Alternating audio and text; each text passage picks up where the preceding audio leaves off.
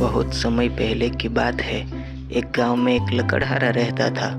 वह अपना जीवन चलाने के लिए दिन भर जंगल से लकड़ी काटता था और शाम को पास के एक बाजार में जाकर बेच देता था।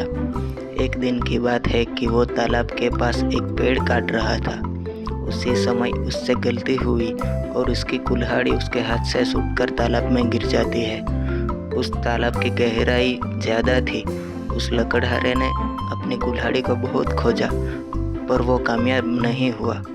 अंत में वह हार मानकर नदी के किनारे बैठ जाता है और रोने लगता है। उसके रोने की आवाज़ सुनकर नदी की देवी प्रकट होती है और उस लकड़हारे से पूछती है कि क्या हुआ। तब लकड़हारे ने अपनी कहानी बताई।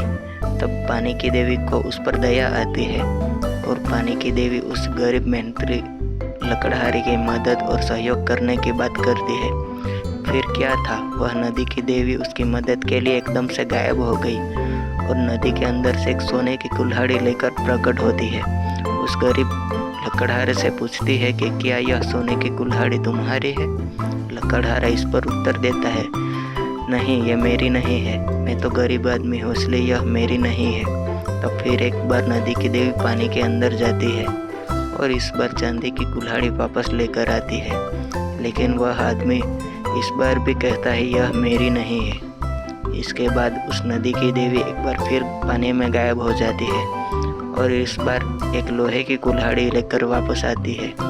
तभी वो गरीब लकड़हारा खुश होकर कहता है कि यह उसकी कुल्हाड़ी है, जिस पर नदी की देवी उस गरीब लकड़हारे पर खुश होकर वह सोने और चांदी दोनों की कुल्हाड़ी उसको उपहार स्वरूप देती है।